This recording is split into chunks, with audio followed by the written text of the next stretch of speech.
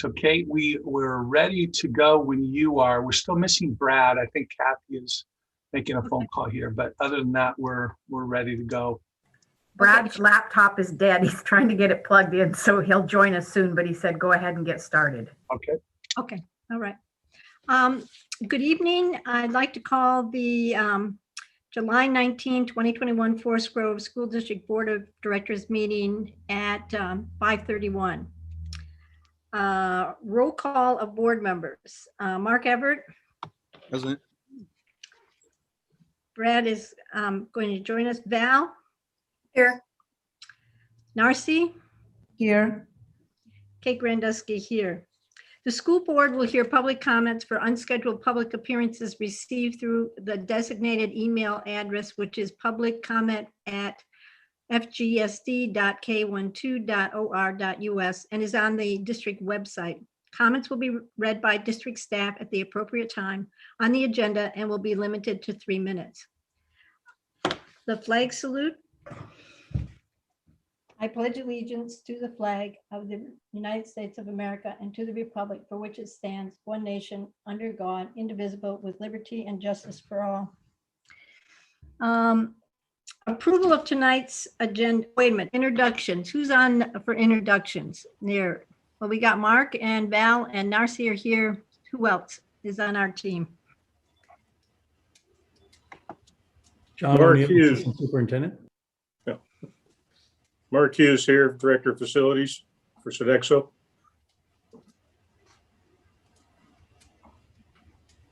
Enrique Piñon, IT Manager. Eileen Clute, Business. Kim Shearer, Director of Student Services. And And I- Brad is here now too. Yeah, okay. Anybody else that we missed? Okay. Approval of tonight's agenda. Do I have a motion to approve the agenda as presented? I move that we approve the agenda as presented. A second? I said, Any discussion? All those in favor? Mark, yes, aye. Brad, Yes. Val, Yes. Narcy, Yes. and Kate's a yes. Correspondence and celebrations. Dave, do we have any correspondence or celebration? No, well, we do have some public comments tonight, and we'll get to those in a second, but I have kind of my comments, I think, are kind of next on the list here, if you want me to get started with that. I just had a question about student representative. Do we have a student representative for fall? We will. I'm just waiting to hear from Bobby who it is. Oh, okay. Calendar notes. I don't have any yet, but I'll get them to you. All right. Recognition. Okay. How about superintendent's report? Yes, I do have some things we want to talk about tonight. First, I just want to start out with some sad news. Former high school principal Bob Schlegel passed away unexpectedly on July 28, 2021. He was 73. Bob had many talents and was one of those was connecting with students and staff. He served as the principal of Forest Grove High School. Many of the students have commented about how instrumental he was in opening many doors of opportunity for him. His kindness and caring made an impression on so many. As a student teacher at Forest Grove High School in 1989, I had occasions to interact with Bob. And again, he was the principal of the school and I was a student teacher, but my memory again is just about how kind he was and how interested he was in what I was doing. And so I just, he connected with me and he didn't need to. And I just really appreciated that about Bob. And with that, I would kind of open that up to, so I know there's some other board members who'd like to say a couple of words and I would open it up to them.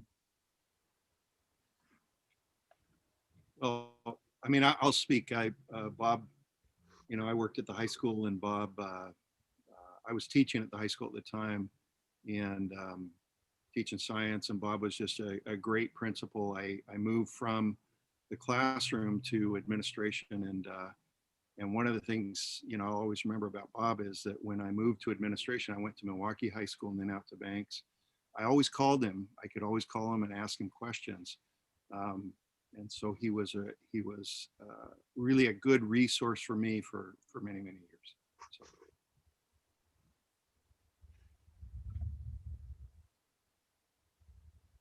Well, I'll make a comment. I think Bob was a man of all seasons. He was curious. He was funny. He was artistic, and he was thoughtful. And I don't know how many teachers, students, staff, that he would write these little notes and he would do a little art sketch on it, and he would, take it to the classroom, have the secretary take it to the classroom or put it in your box. And they were just really uplifting and meaningful notes that, on a day that might have been challenging, he recognized it, and he was just there for everyone. And I just think he was a really unique person, and it's a huge loss for our community, and also especially for his family. He was just a great guy.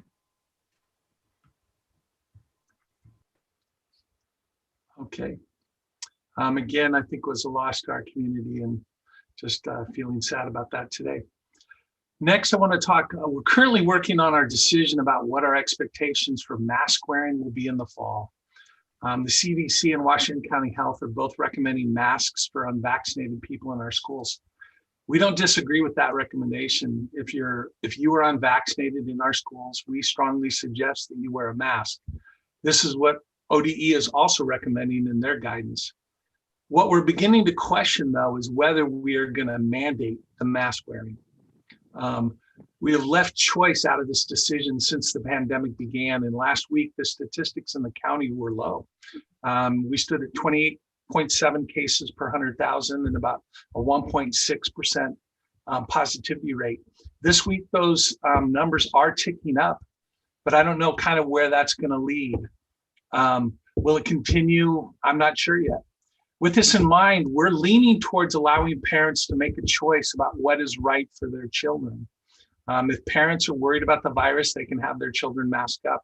Staff have the same choices about how secure they feel. If they're worried, we would encourage folks to mask up.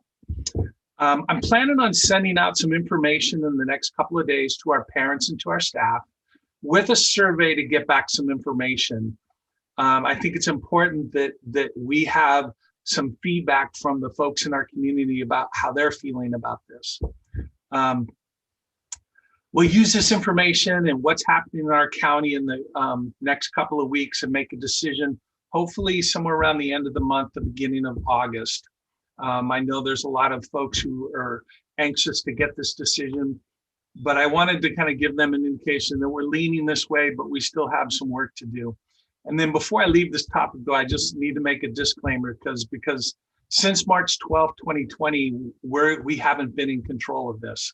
The virus has been in control. We make decisions, and then the virus does something, and then we have to make new decisions. And I just want to say that this is not any different. We're still 6 weeks away from the start of school. And depending upon what happens with this Delta variant, I could come out and say we're gonna allow choice in mask wearing, and then the virus is going to do something where we have to make a different decision. So I just want to make sure that people know that we're working on this, we're headed towards this. But again, the virus is going to be the one that tells us what we're going to end up with. Like I said, we'll put out some more information in the next couple of days, get a survey, and then I'll be getting back to you with more information about kind of what we're hearing. Summer program, summer enrichment grant at K-8 Tomahawk is the site of the Forest Grove Park and Recs out in the fields and play structures, in addition to Champions Childcare in the East Cafeteria. We have had a multitude of clubs going on this summer. To date, summer camps have included basic coding, photography camps, dance camps, reader-writer camps, comida, crafts and cultural camp, escape room camp, OBOB camp, gaming and space camps, board camps. Furthermore, we've had a multitude of students participate through our partnership with the Forest Grove Park and Recs at Tomahawk, Rogers, Lincoln, and Harleman Parks. Special visiting summer camps have included a magician, which drew over 140 students and their parents to 4 parks. There's 29 more camps to go at Tomahawk this summer, and nearly that many more special events held through Park and Recs. Furthermore, we've had a successful summer online program in which students and parents can access virtual learning opportunities with over 40 students accessing learning modules every day. Summer swim classes through Shoot Park Aquatic Center been a major success and will serve over 300 students this summer learning how to swim. Lastly, Neil Armstrong School will host multiple camps, and to date, Space Tech Camp, which has been held this week. There'll be 13 more camps that are scheduled to be held this summer, which will include a sewing camp, leadership camp, photography camp, STEM, aquatics camp, Art of Poi camp. Okay, now that has me interested. Art of Poi, birding camp, video production camp, and baking club camp. I just had a meeting with Jesse at the city. And again, just this partnership here, we're really starting to think about how we might be able to level up on this and what might be possible down the road. So there's lots of conversations going on. Okay, that was Summer Enrichment Grant. Summer Academic Success Credit Recovery for grades 9 through 12. Again, this was a separate pot of money. Forest Grove High School is a very busy place this summer, much more than usual. This year, we have had over 300 students enrolled in summer credit-bearing courses, as well as entering 7th graders that are receiving in-depth orientation in high school through our mandatory summer school program. I think those are not 7th graders, that might be 9th graders. Students who can either attend either virtually or in person for a multitude of classes. We've got a summer care grant going, ages 5 through 12. We have 2 child care sites this summer that are both contracted with through Champions. One at Echo Shaw and one at Tom McCall. Currently, we have 44 enrolled at Echo Shaw and 43 enrolled at Tom McCall. All of those are free to those parents who are participating in that. They're participating in, they have access to be able to go to the park and recs and the summer camps we're already putting on and then come back to Champions, but they're also participating in arts and crafts and other enrichment activities while they're in Champions. Online opportunities, we've had 36 parents attend a session for our online academy next year. We've recorded the presentation and we'll upload it to our website. Lots of questions about masks and when the deadline to register is. So we don't have to wear a mask. I stated it's a local decision. We're still working through this piece of it. Whatever decision we have, I think one side or the other is probably going to be looking to some of our digital, just depending upon what decision we end up making there. So lots of stuff going on this summer, probably one of our busiest summers ever. Lastly, today, just wanted to let people know we had a Anna and Abby's tree out in front of the district office. A big limb fell off of the tree and onto the district office from Anna and Abby's tree. Marble's Tree Service is here to remove the limb and assess the tree. It's a pretty big limb that fell off of it. Eileen's contacted Susan to let her know what happened. She's currently out of town, and we'll work with her going forward on whatever the next steps are when we find out how viable the tree is. Eileen will make sure she's involved in the discussions. Luckily, nobody was hurt, and it doesn't appear to have done any major structural damage to the building, but just wanted to let people know that happened today. And with that, that's kind of a long set of comments, but that's kind of where we're at, July 19th. Thank you, Dave. Anyone have any questions for Dave?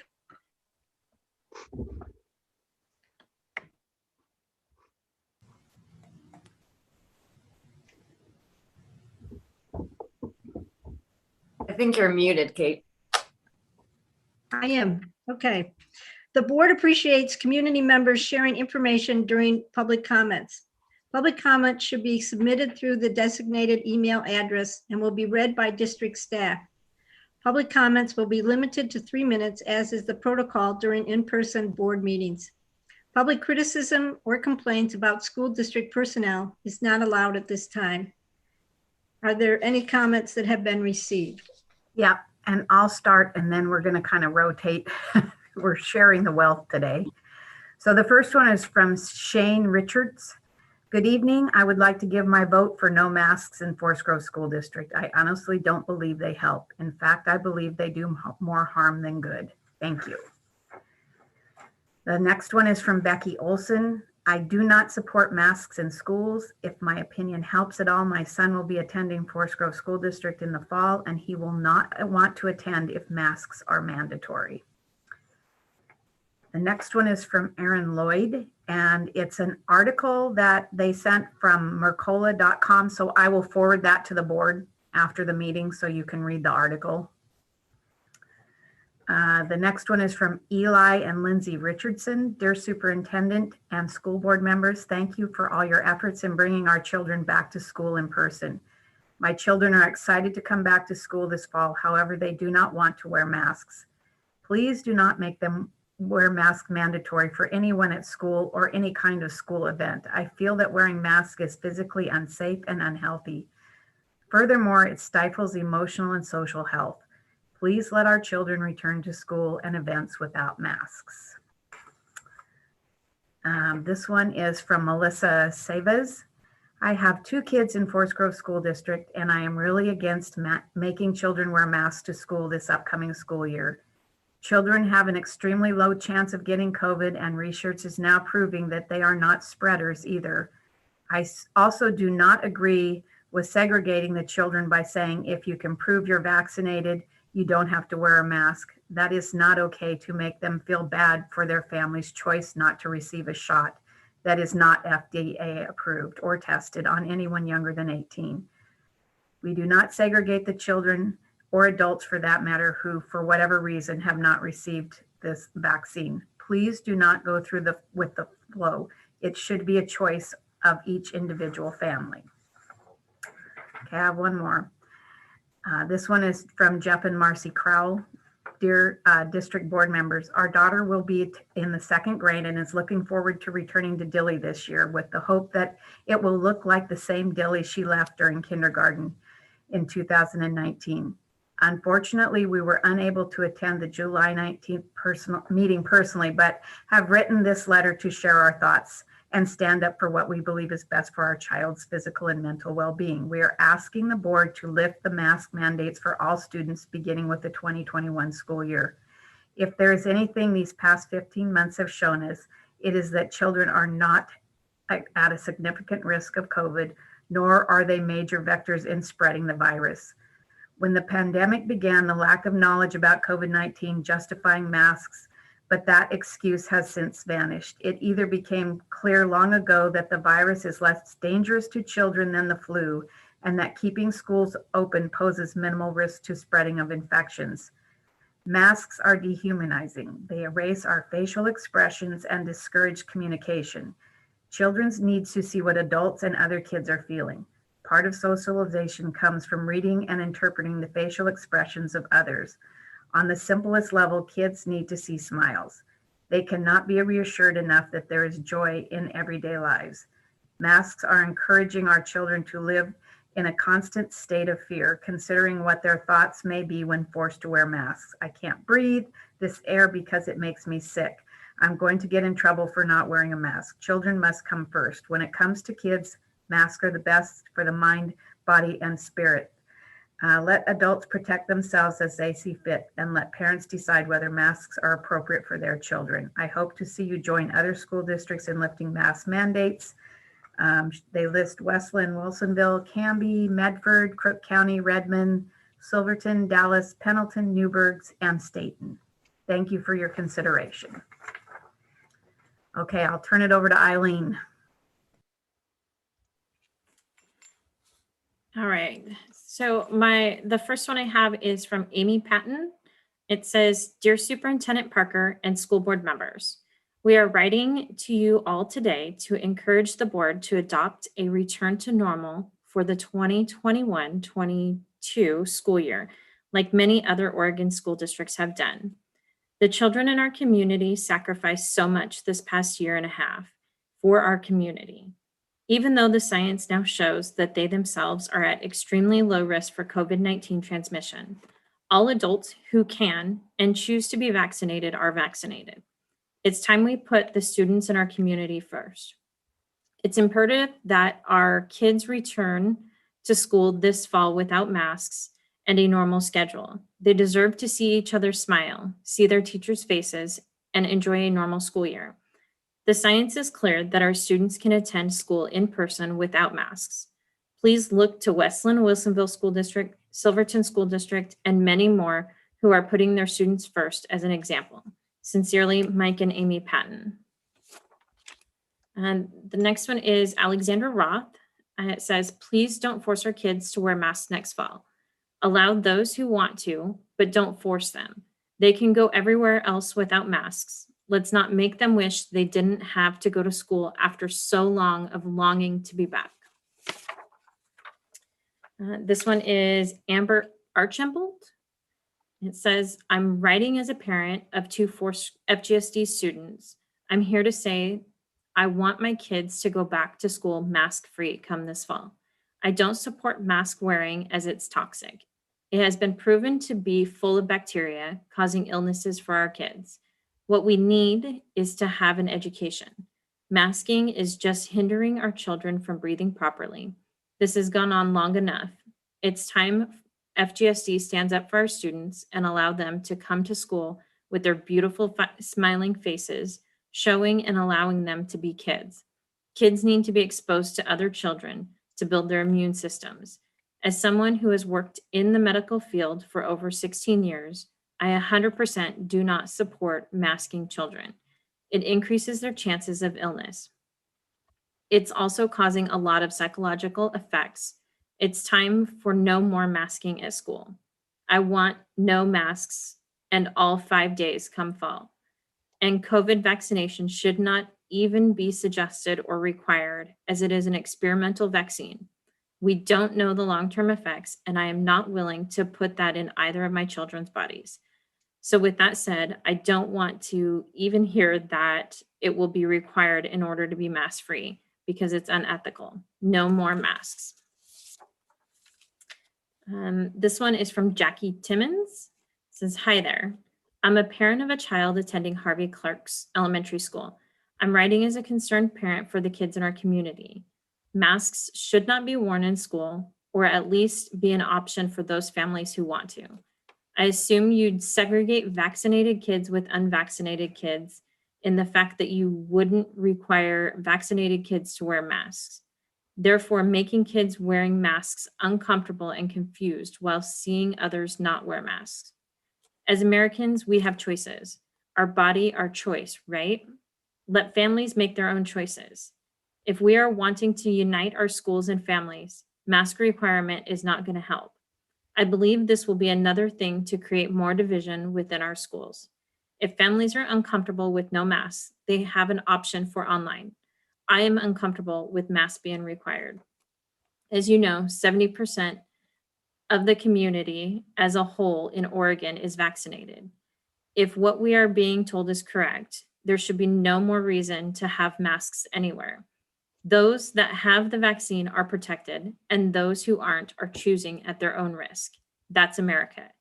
We get to choose for our own. Thank you for your time. And then I'll hand it over to Kim next. Hi. The first comment is from Angela Gunther. She says, Dear Forest Grove School District School Board, I'm writing as a concerned parent regarding mask guidance for the upcoming school year. This spring, we witnessed student athletes in our state passing out and throwing up while wearing a mask and exercising. In our school district, children reported headaches, nausea, and lightheadedness due to wearing masks in the classroom. Wearing a mask for several hours a day is unhealthy for our children. I urge the Forest Grove School District to remove any guidance requiring that students wear masks while in school. A recent study in JAMA underlines the risk of mask wearing. Please check out this study and share it with colleagues. And then she provides a link. Recommendations should be based on science and not simply the act of making other people feel safe. Please protect our children. Thank you for your time, Angela Gunther. Next comment is from Carl and Patty Tassa. Dear FG School Board, we do not support the children in our district wearing masks to school this fall. Please remove the mandate and let the children breathe breathed freely. Thank you, Carl and Patty Tassa, Forest Grove residents. Next comment is from a student, Braylon Marino. Hello, my name is Braylon Marino, and I am an 8th grade student at NAMS. I believe that masks should be optional this upcoming school year for all students in the Forest Grove School District. Having experienced being forced to wear a mask in any public setting for the past year or so, I can't even imagine how miserable it would be to have to wear a mask for a whole school day, only pulling it down when getting a drink of water, having lunch, or doing an activity outdoors. Masks make students feel suffocated, confined, and even claustrophobic in some cases. It is not fair to any kid to have to go through that, especially kids who are unvaccinated and discriminated against because of it.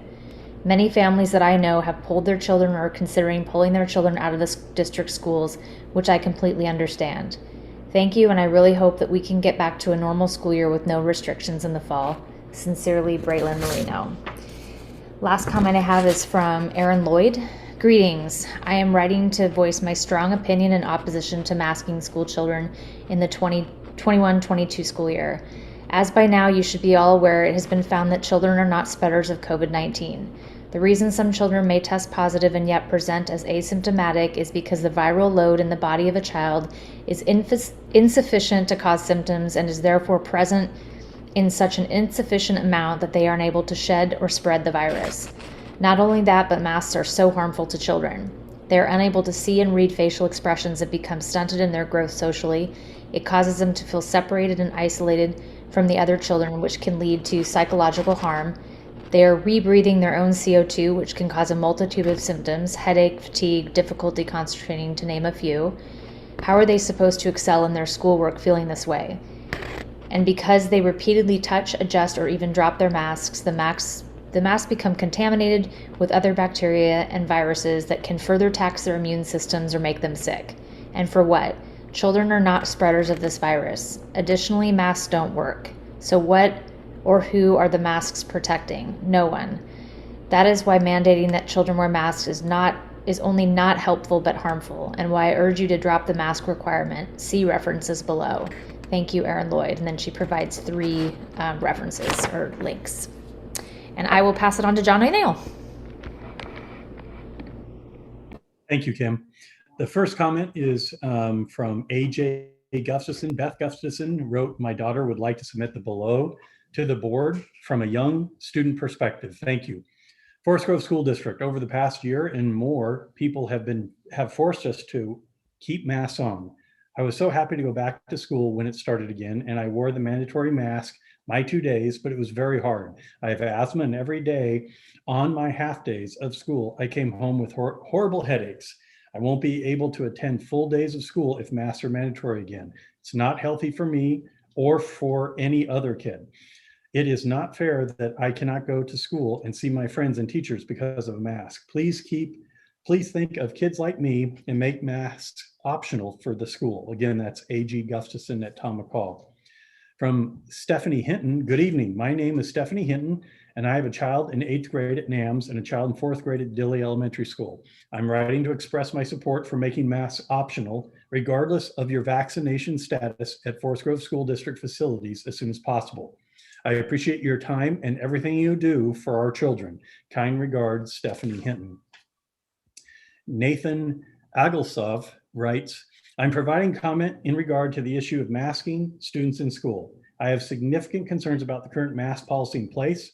Masks are ineffective for the purpose claimed and are also potentially harmful. When the children return in the fall, this personal decision must be left to the individual and to the families.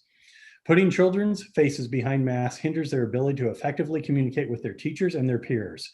Children need to see mouth movements and facial expressions when learning language to effectively communicate.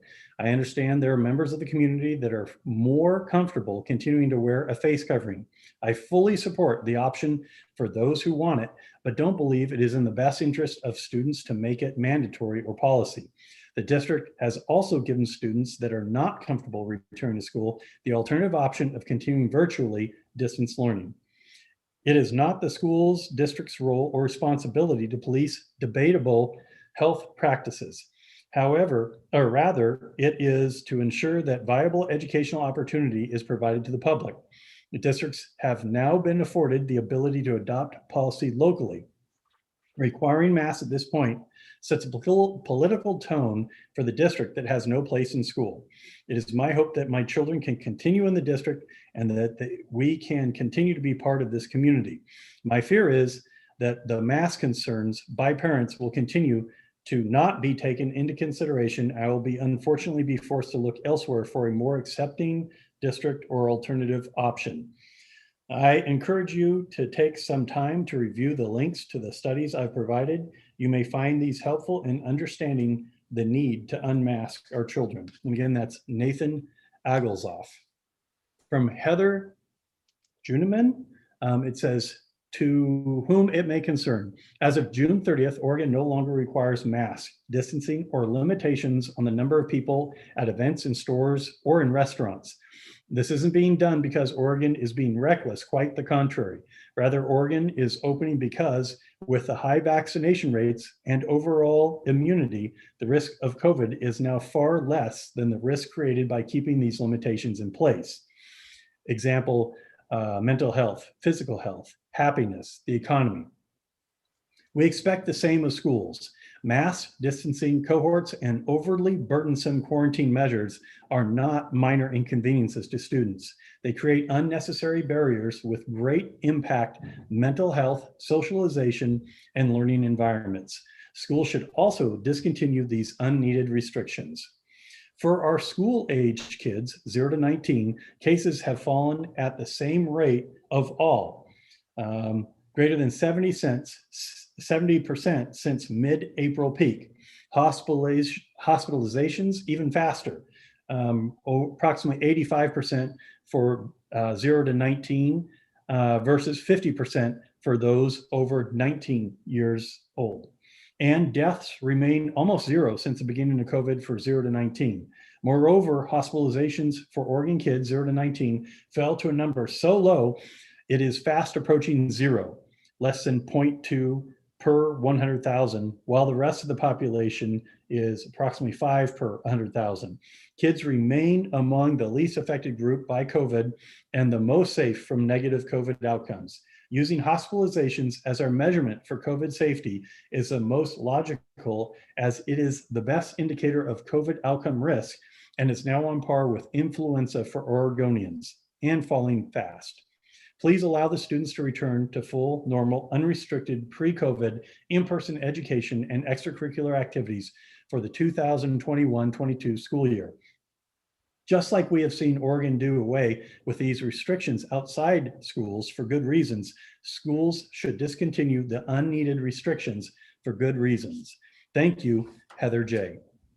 From Jenny Marino, dear Mr. Dave Parker and members of the school board. I have 2 children in the Forest Grove School District, and I am so grateful for the return of in-person school 5 days per week. However, I have great concerns about the possibility of a mask mandate for classrooms, after school activities, and sports. Data proven by well-known health agencies has shown that children are not the drivers of COVID. Kids also have a statistically 0 chance of dying from COVID. K-12 mortality rate from COVID is 0.00003. That being said, mandating that students wear a mask for a majority of their school day, followed by their after-school activities and or sports, is unethical and potentially harmful. There have been numerous studies and articles citing potential dangers of children wearing masks, and I can provide those links if necessary. I can't even imagine the discrimination that will occur between kids in masks and kids without masks because they, quote, show proof of vaccination, end quote, or not. Unfortunately, we are already starting to see and hear of this happening with sports practices back in session.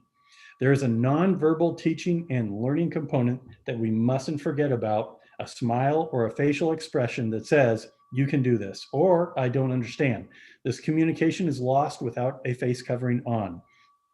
Our children, all of our children, have had their world turned upside down practically overnight, 16 months ago. This upcoming school year will most likely be challenging due to the levels of learning loss and depression. Please let all children and teachers return to school with the option to wear a mask or not, regardless of their vaccination status. Let our district join the now over 13 school districts in the state of Oregon who have made the decision to have masks be optional for their students and their teachers. Thank you, Jenny Marino. From Madry Scott, hello. Our children's faces have been masked long enough. It is difficult to watch a teacher who is masked. It is difficult to make friends when you can't see their faces. Children's masks get wet and dirty quickly. It breeds bacteria.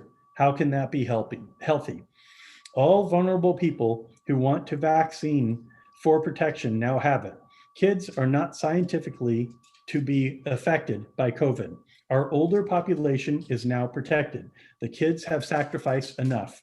The children and teens do not need an experimental shot to unmask. It is not even fully approved by the FDA and is not recommended by the World Health Organization. Please make masks optional for all students for the fall. Please do not enact a discriminatory policy of showing vaccine proof to unmask. Many families will not be participating if this shot, but all people deserve to make the choice if they want to mask or not. It has been long enough.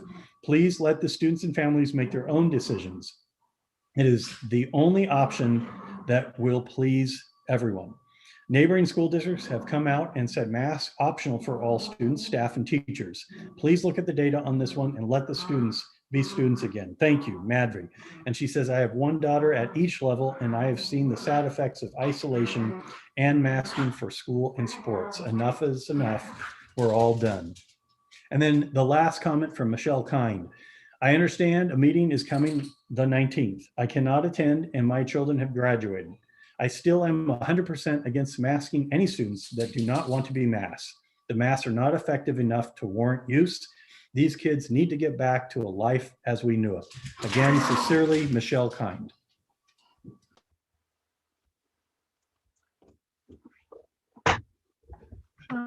Thank you very much for reading the emails, and thank you from the community for having such thoughtful emails. We appreciate their input.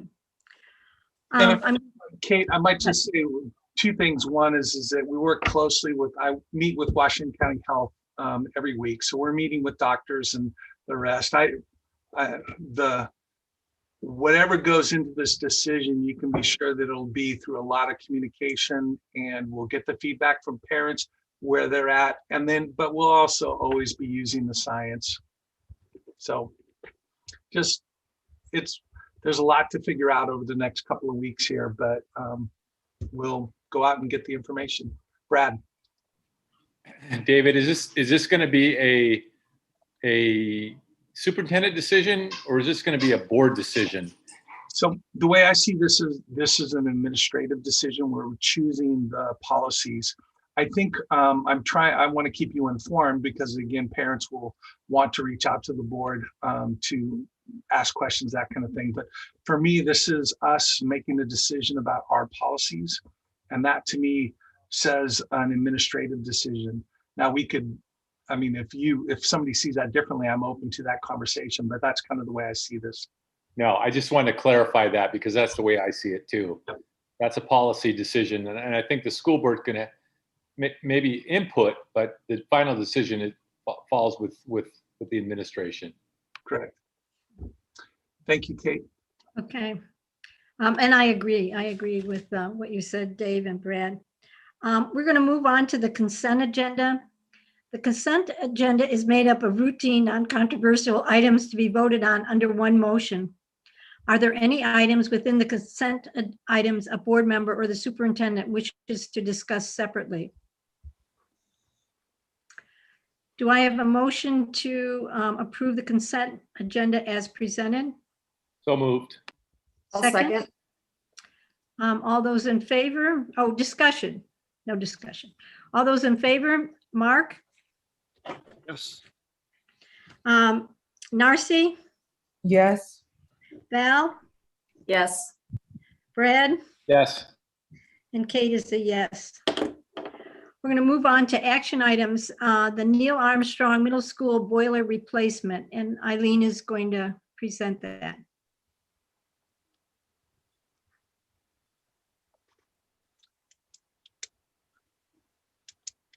Thank you, Kate. So I have Mark Hughes here tonight too to answer any questions if you have them on the boiler replacement. We've gone out for an RFP to replace the 2 boilers over at NAMS.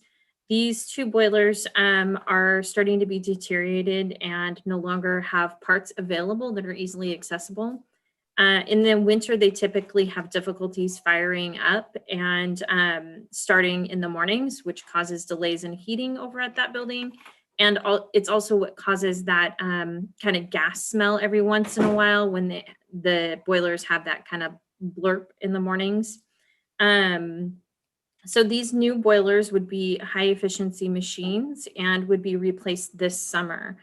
We do have 2 bids, one from DSL Builders for $151,036 and one from Heinz Mechanical Industries for $175,000. At this time, administration is recommending to award the bid to DSL Builders for $151,036, which includes the tie-in to the DDC controls. This would be funded by remaining bond interest funds. Eileen, how old are those boilers at NAMS? I'll defer to Mark for that question. Those are, to the best of my recollection, without notes in front of me, we're looking at 17 years. And just for reference, the new boilers, which are in comparison state of the art, have a 10-year warranty. So these older ones have well served the district. Thank you, Mark. Thanks, Mark. Any other questions? Okay, do I? I'll make a motion that we award the bid to DSL Builders for $148,036 for the base contract with $2,000 tie-in to the district DDC controls for a total of $151,036. And we will utilize the remaining bond interest funds to pay for it. Second. Do I have a second, Brad? Is that a second from you? We have a second for that. Okay. Any discussion? All those in favor, Mark, Yes. Brad, Yes. Narcy, Yes. Val? Yes. Okay, the motion has been approved. Student computer refresh. That's next up on the action item. Thank you, Chair Grundeski. Yeah, the item before you is for the approval of the student device refresh. This refresh is to replace devices that have gone end of life that are no longer supported by Google, so we will not get any more security updates for them, and to replace broken or lost devices since the start of CDL. The device refresh was already approved by the board as part of our 21-22 budget and will be funded through the Elementary and Secondary School Emergency Relief Fund, or ESSER fund.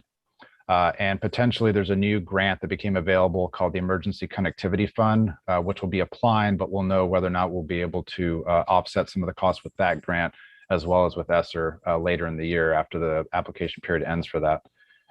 So we are recommending the board approve the purchase of the student devices from Dell as they came in with the lowest bid, and that actually also is the device that we have primarily in the district. Any questions from the board? Okay, I will make the motion here. I move to approve the purchase of student Chromebooks from Dell for $206,000. Do I have a second? Yes, I second. Discussion? All right, all those in favor, Narcy, Yes. Val, Yes. Brad, Yes. Mark, Yes.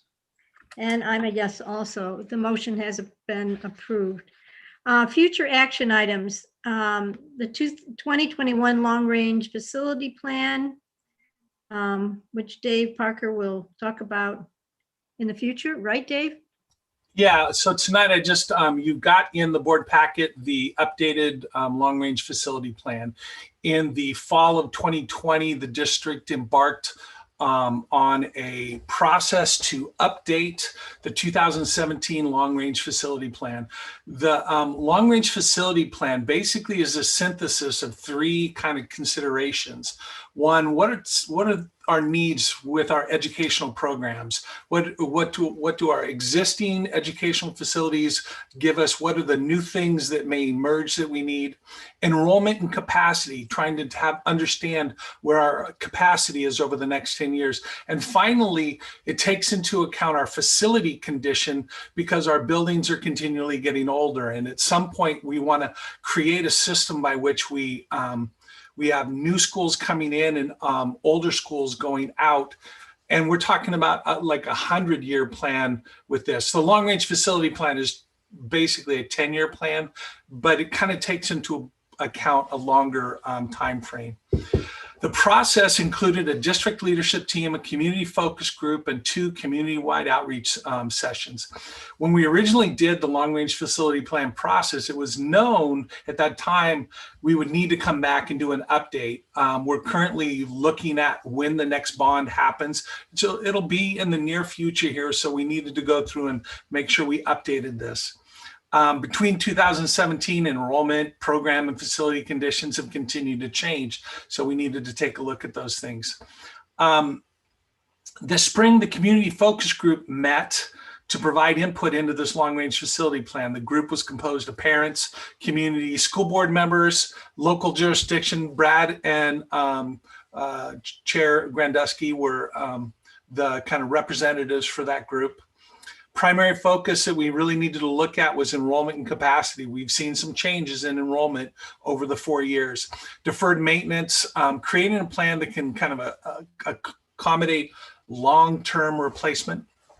Through this whole plan, you'll see that in the executive summary of this, you'll see that there were kind of 2 basic plans that which were guided by the community feedback.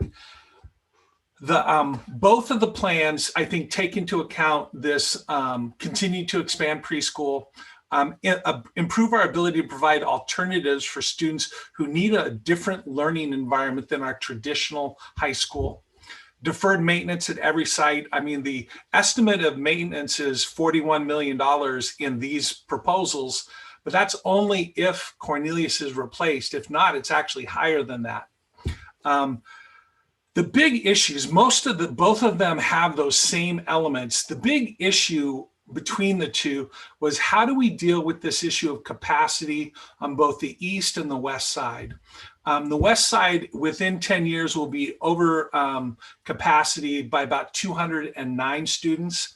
And the east side is going to be over capacity by about 197 students is what it says in the report. So what you'll notice is as the group began to meet and talk about the different alternatives, it was how do we continue to meet the capacity, elementary capacity on both sides of the district and continue to do some sort of alternative high school. So when you look at the plans, you'll kind of know what's going on between them. The next steps for us is take some time to review this long-range facility plan.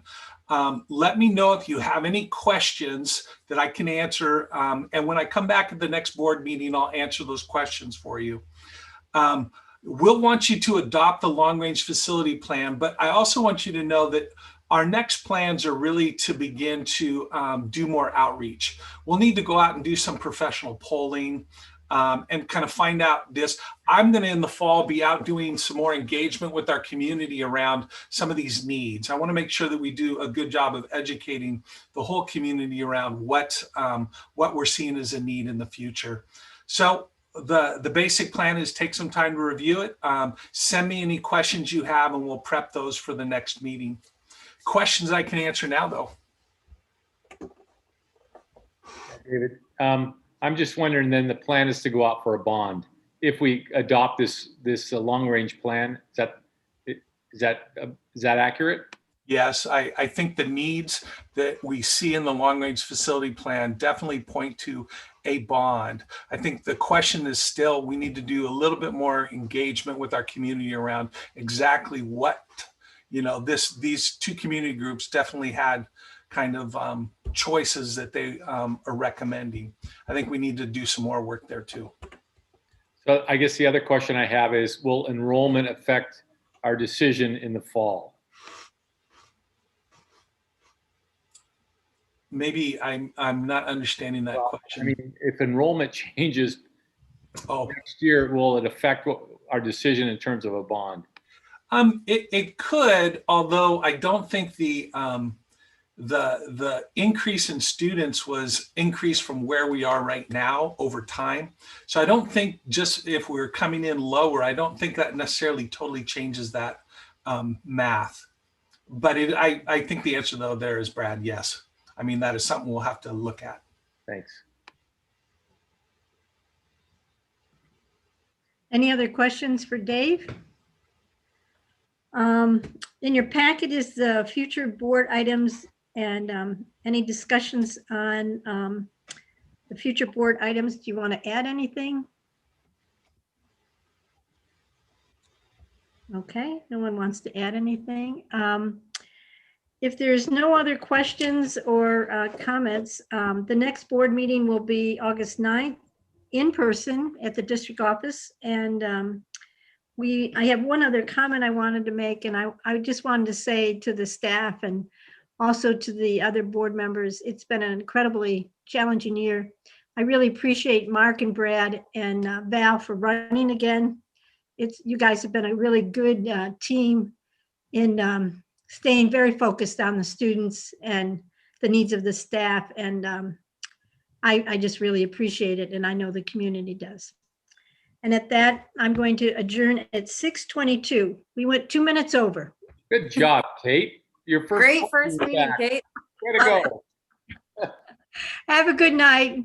Okay. Thank you. Thank you.